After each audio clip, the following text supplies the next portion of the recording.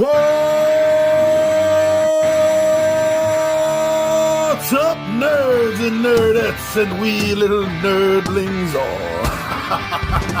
It's your buddy Johnny G for Two Gun Pixie presents Legendary Gaming.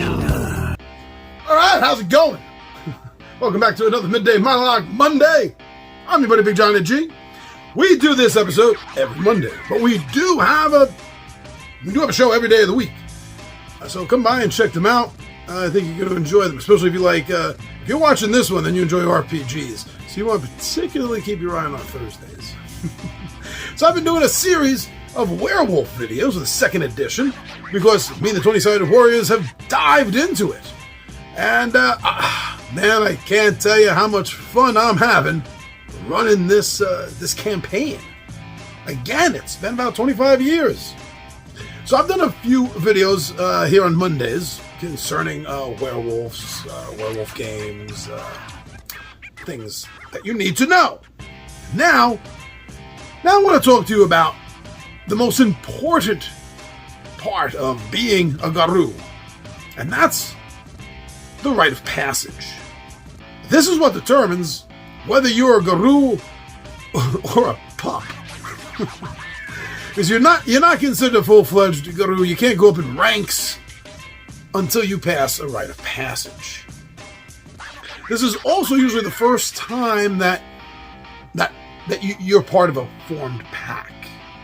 Unless something weird happened during your first change, and I've already done a video on that. Actually, I think that should be the previous one last month.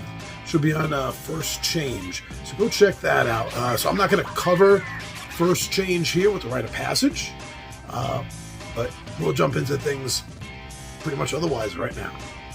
So during a rite of passage, one of the things you have to keep in mind as a storyteller is that this is the moment, this is the time that you're going to start introducing your players, their characters, their werewolves, into Garou society. This is a time where they're going to gradually start to learn the complexities of the pack, of the sept, of the cairn, of tribes themselves. They're going to start learning about the litany, the history of werewolves in general, and their tribes specifically. Now, this is a really, really important moment. This is the very first step that your characters are taking into Garou society. Again, unless the first change, something was different. Maybe you were raised in the cairn because you're a metis or some other reason. No, this is going to be, generally speaking, the very first time they're going to be introduced to all this. And remember, first change for a homid, a human, can be as early as 12. So there are some late changes, 18, 20, 22, but maybe in your campaign it's becoming more common with the apocalypse. But still, it's going to be a life-changing realization. So ease them into this. Maybe even before the first game starts, you may want to start sending emails, texts, information individually to the players about their tribe, about how their tribe is preparing them for what's going on. Because each tribe does handle the rite of passage differently. Some of the tribe books do cover this, as well as the Rite of Passage Adventure module for any of you D&D heads out there. It does have information specifically on what certain of the tribes do, what they think of, how they conduct the rites of passage. Go check those books out too. They're going to be a boon. Now, during this time, they're also going to be prepared on something that is going to be a huge shock to them. The spirit world. The fact that spirits are real, that there is a veil between here and a ghost world for their intents and purposes, the Umbra, right? That's going to be massive. That is literally reality changing, paradigm shifting. You know, it's one thing to be a kid, right? You know, first change, 12, let's say 14 years old. It's one thing to be a kid and to believe in the possibility of magic, maybe fairies and ghosts. But to be physically torn into the spiritual world and shown, no, your belief, this is reality. it's going to be quite shocking. Again, depending on how they were raised and brought up in Garou society or outside of Garou society, they may have some level of preparation for this. This is between the storyteller and the player to figure out. But we want to talk about generalizations here. This is going to be mind-shattering information. So this is a time to start going over a lot of the information and how their characters are going to react to it. Again, a lot of this, with the spiritual world, a lot of this could have already happened with the first change. They could have accidentally stumbled through a mirror or a pool, during some horrific moment in their life that caused them to have a first change. So they need to be explained what all this is. So this is also a time, just prior to going out on the rite of passage, that they're going to be given information, taught. Think of it like one of those, like 2-month-long, hardcore courses where they just jam everything in your mind as fast as they can. Well, picture that 24 hours. After the first change, you get brought to a septa cairn, and you meet your tribe, your others. This is almost like 24 hours a day. Anytime you're awake, there's something they're teaching you. They're learning you. Yeah, this is hardcore, high-intensity time period. So don't be afraid to play some of this out, like I said, with texts, emails, messages back and forth, to prepare them for the moment of the rite of passage. Now, maybe you're playing through the rite of passage module. There's a lot of things that are set up in that. There's a lot of things that don't really need to be covered because they're covered so well in that. That'd be repetitious here. But let's talk about more generalizations then. So, as a storyteller, you're really going to want to set up and design a series of challenges based in general for your players' enjoyment. That's all RPGs are. But also tailored more specifically to both the tribe and the auspice. For example, the Fianna have much more revels and parties concerning and centering around their rite of passages, while the Get of Fenris are hunters. Their rite of passages usually deal with hunting down a worm-tainted spirit, a Femorai, an agent of Pentex, for first strike to something. It has to do with a lot of violence.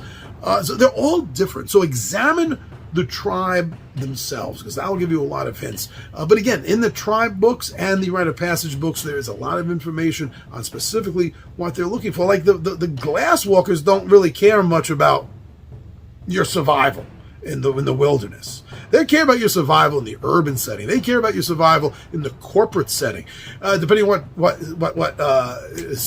kind of subgroup that you're in. In the Glasswalkers, maybe they care about how well you assassinate people. Click, click, mob style. There are differences. They're not going to care about the same things that the Red Talons care about. But now you also have to examine the auspice. So you're going to want to try to figure out some tests, something that is going to oppose this character according to their tribe. You're also going to want to do something about their auspice. You're going to want to do something to showcase what phase of the moon they were born under and what that means individually to the pack.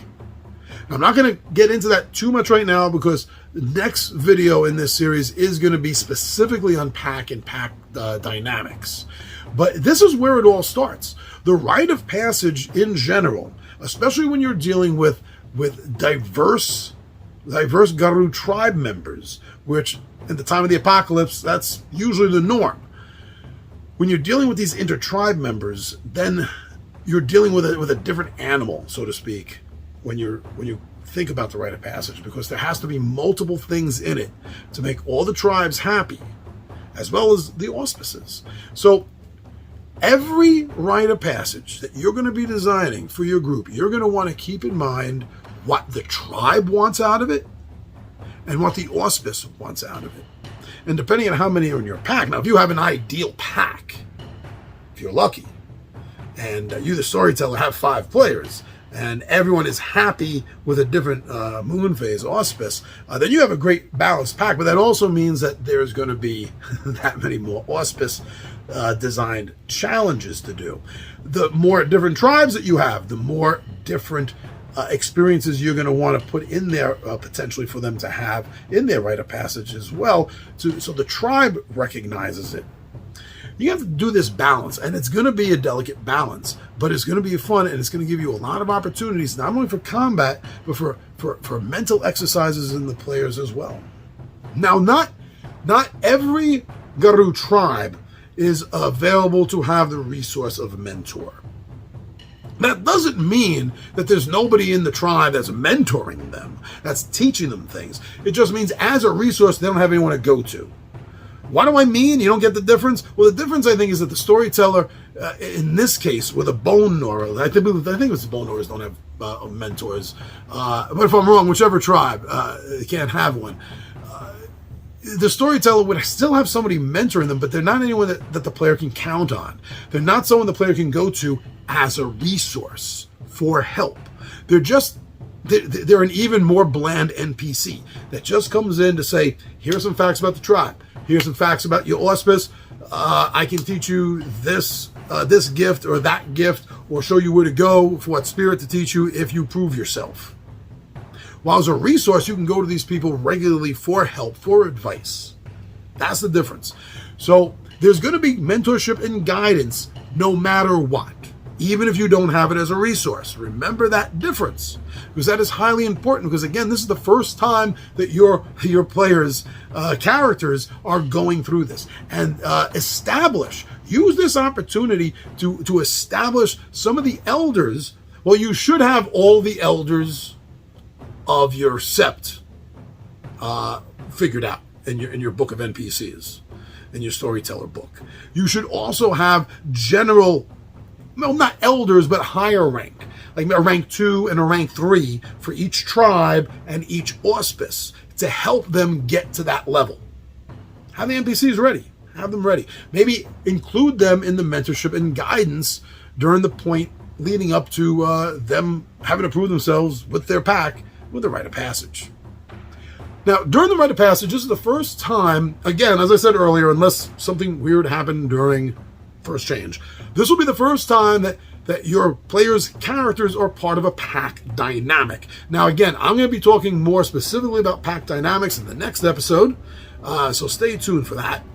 But for right now, I do want to just mention offhand that understanding pack dynamics is going to be key not only to the game in general, but for the development and the evolution of the story that happens during the rite of passage. It's going to be highly important.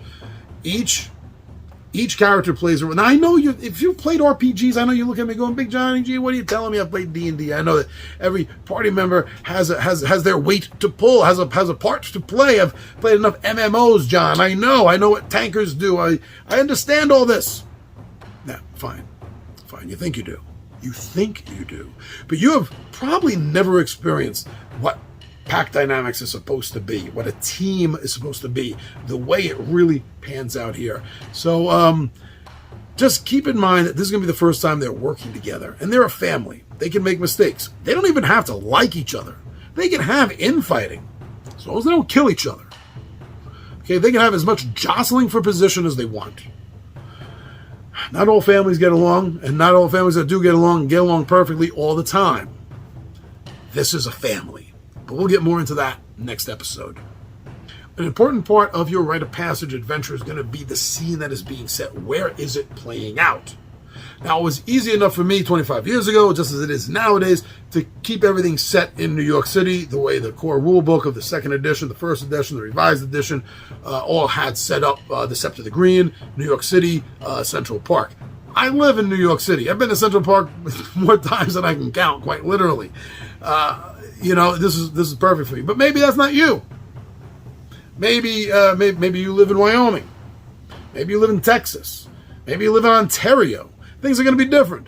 Yeah, you could play in New York City. Why not? You play D&D and Pathfinder in cities that you don't live in. But whatever scene it is that you're setting, make sure you have a very strong understanding of the major NPCs. And I don't mean just the Cairn members. If you're really immersing your players in the world of darkness, not just Werewolf, the apocalypse, then remember there's going to be other movers and shakers in the city. So be prepared, because if your rite of passage has to do anywhere where there are others, like if it takes place in a city like New York City, Chicago, or anything like that, there's going to be leeches. There's going to be vampires. There's also going to be mages. There's probably going to be a hell of a lot of other shape changes too. The Midday, right? The feral. Any big city, there's going to be tons of ratkin. So keep in mind that these beings are also around, and they could affect what happens during the rite of passage. It all depends on what the players do, where they go. So you need to know who's where and what they stand for. Now, during all this, as I said, the players are going to be going through tests and quests on their own, as well as for a pack. When I say on their own, I don't mean they're leaving the pack. I mean something's going to happen that a Thurge is going to need to deal with, right? That an Oron is going to need to deal with. And that's going to cover the auspes aspect of proving yourself in the rite of passage. While at other times, there's something that only the Fianna or the Bone Nora is really going to be perfect to do, and they're going to shine in that moment, and that's going to count for their tribe's recognition of a rite of passage. There's going to be a lot of rewards that you can think of that don't have anything to do with just XP or honor. Perhaps a fetish gift is given out, Fang Dagger maybe, or something, to anyone that passes the test.